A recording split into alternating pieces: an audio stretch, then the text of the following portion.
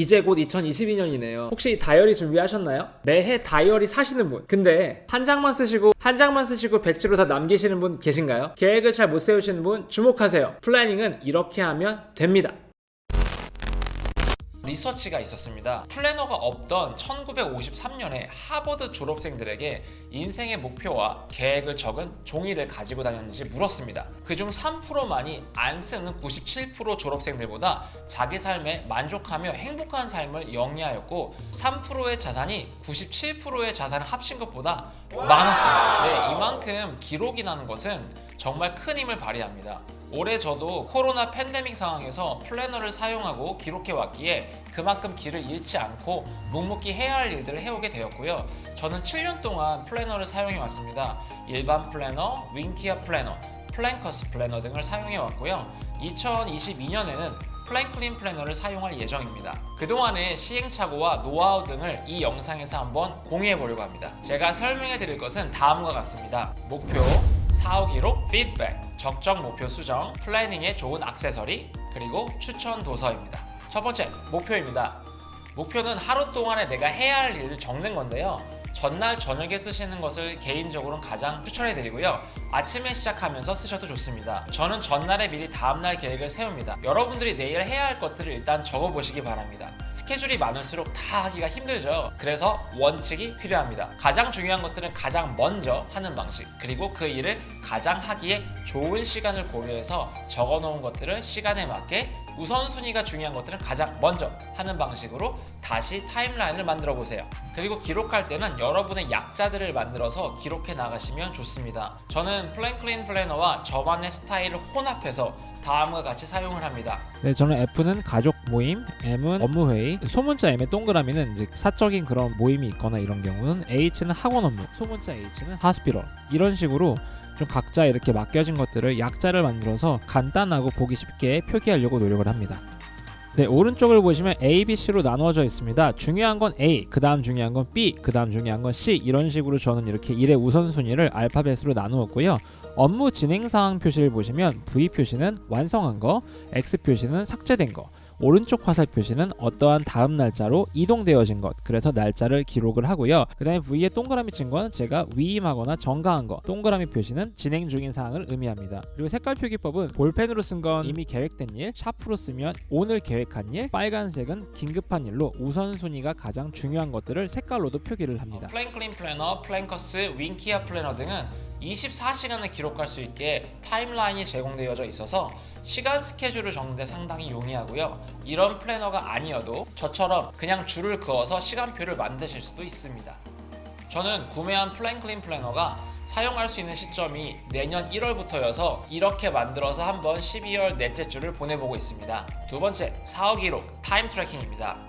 하루 목표를 정했다면 하루를 살면서 매 시간마다 무엇을 했는지를 기록해 보는 겁니다. 사실 하루를 살면서 시간마다 딱딱 쓰기란 쉬운 일이 아닙니다. 그리고 모든 일을 시간별로 딱딱 그렇게 하지도 솔직히 않고요. 완벽할 필요가 없고요. 중요한 것은 하루를 보내면서 주기적으로 내가 계획한 것들을 잘 이행하고 있는가 체크하는 것이 주된 목표입니다. 그래서 한두 시간 간격으로 어떻게 내가 하루를 보내고 있나, 어떻게 살았나를 체크하는 것은 중요합니다. 저는 이것을 타임 트래킹이라고 명명합니다. 이 짓을 왜 해야 하는가 라는 생각을 해볼 수도 있는데, 이렇게 의지적으로 우리가 시간을 어떻게 보내고 있는지 트래킹을 하지 않으면 마치 주소를 찍고 운전을 자율주행 모드로 맡기고 뒷짐지고 있는 운전자와 같은 상황이 됩니다. 계획을 잘 세워두고 하루를 지나보면 해놓은 게 하나도 없는 경우가 바로 이런 경우에 해당이 됩니다. 저는 일반적으로 오전부터 점심시간 전까지, 그리고 점심 후부터 수업 전까지, 수업 후부터 퇴근 전까지 이렇게 3단계로 타임 트래킹을 합니다. 트래킹을 하는 시간은 매 시간 하는 건 사실상 많이 어려우니 여러분이 하기 좋은 시간을 정해보시는 것도 좋습니다. 타임 트래킹의 방법은 여러 가지가 있는데요. 일단 내가 정적이고 이동하지 않는 경우는 플래너를 펴놓고 내가 정한 시간에 알람을 맞춰놓고 하는 방식이 있고요. 이동이 많은 분들이나 방금 설명한 환경이 안 되시는 분들은 내가 한 일들을 카톡으로 나에게 쓰기로 적어놓은 후에 나중에 편한 시간에 표시해보는 것도 좋습니다. 세 번째, 피드백입니다. 피드백은 일과를 마무리하기 전에 합니다. 플래너에 공백란이 있을 거예요. 플래너의 공백란에 하루를 마무리하면서 보낸 하루가 어땠는지 적어보시면 좋습니다. 피드백 자체가 매 시간마다 또는 하나의 계획을 실행할 때마다 하셔도 좋습니다. 저는 해보니 하루를 마무리할 때 하루의 발자취를 되돌아보는 시간을 10분 정도 가지고 피드백을 합니다. 피드백에는 형광펜을 이용해서 체크를 하면 하루를 판단하는 데 큰 도움이 됩니다. 저는 자기 개발은 파란색, 사업 관련된 일은 노란색, 가정 관련된 일은 주황색, 운동은 핑크색으로 레이블링을 합니다. 이렇게 칠해 놓으면 한 주의 균형을 잡아볼 수 있고 어디가 부족하고 무엇에 많은 시간을 보내는지 직관적으로 확인이 가능합니다. 네 번째, 현실적인 목표 수정입니다.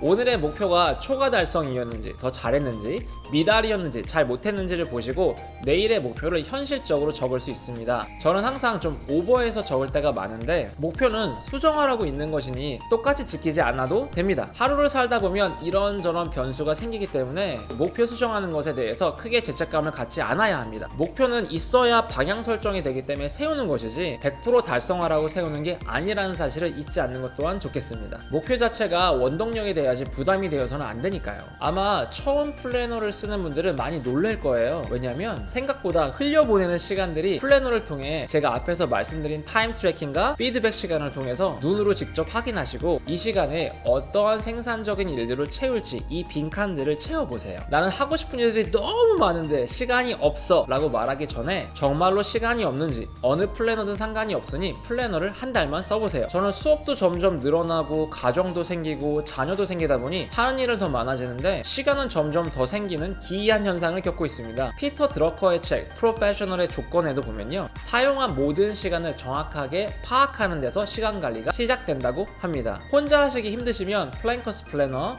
윙키아 플래너 등의 홈페이지나 카페 등을 가보시면요, 요즘에는 플래너를 같이 쓰는 단톡방 같은 것들이 많이 있습니다. 그중 잘 되어 있는 플래너들이 플랭커스 플래너와 윙키아 플래너 등이 있으니 관심 있는 분들은 공홈이나 네이버 카페 등을 검색해 보시는 것도 좋습니다. 코로나 전에는 저도 저희 학원에서 윙키아 플래너를 사용하시는 분들과 정기적인 티타임 모임을 갖기도 했습니다. 자, 다섯 번째로 플래너에 좋은 액세서리입니다. 저는 개인적으로 플래너에 덕질하는 것을 별로 좋아하지는 않습니다. 그래서 최소한으로 구매하는 것이 좋다고 생각하는 1인인데요. 그 중에서도 가장 저렴하고 플래닝에 도움을 주는 것들만 몇 가지 추천을 드려봅니다. 고체 형광펜입니다. 고체 형광펜은 일단 번짐이 없고 뒷면에도 크게 영향을 주지 않기에 너무 좋습니다. 가격 또한 저렴하고요. 레이블링 할 때 편하게 사용할 수 있기에 추천드립니다. 인덱스입니다. 저는 인덱스는 꼭 필요하다고 생각합니다. 다이소에 가면 저렴한 가격에 파는 인덱스들이 있습니다. 저는 3M 플래그 인덱스 탭 이건데요, 이걸 애용을 하는데요, 원하는 페이지에 빠르게 갈 수 있는 안내자 역할을 하기에 너무나 좋습니다. 펀칭입니다.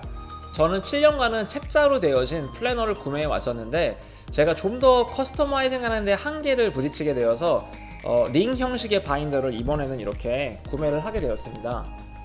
그래서 커스터마이징을 할 때 이 펀칭을 이용을 하면 제가 마음대로 종이를 더 추가할 수가 있고 꼭 속지를 구매하지 않아도 되는 장점이 있어서 아무 종이나 꽂아서 펀칭한 다음에 그냥 넣으면 되거든요. 그래서 구매를 하게 되었습니다. 이 펀칭은 플랭클린 코리아에서 휴대용 플라스틱 펀칭 70 CL이라는 제품을 검색하시면 구매가 가능합니다. 마지막으로 도서입니다. 두 가지 책을 추천을 드리고 싶은데요, 하나는 보물지도라는 책과 블랙 저널이라는 책입니다. 보물지도라는 책은 플래닝과 함께 시각화에 대한 장점들을 자세히 설명해주고 적는 것의 힘에 대해서도 이해하기 쉽게 설명되어 있습니다. 그리고 블랙 저널은 공책 한 권으로 다양하게 원하는 테마를 만들어 나의 모든 부분을 모니터링해가며 계속 발전시킬 수 있는 방법들을 상세하게 설명해둔 책입니다. 이 책을 잘 이해하면 플래너를 자기가 그냥 손수 공책 한 권에 어렵지 않게 만들어 사용하실 수 있습니다. 플래너를 조금 사용해 보신 분들은 이 책을 읽으시면 큰 도움을 얻으실 수 있을 겁니다. 저는 그래서 2022년에는 플랭클린 플래너 CL 사이즈 이렇게 가장 큰 플래너에 블랙 저널에서 배운 테마별 인덱스를 만들어 기록하는 방식으로 한 해를 보낼 계획입니다.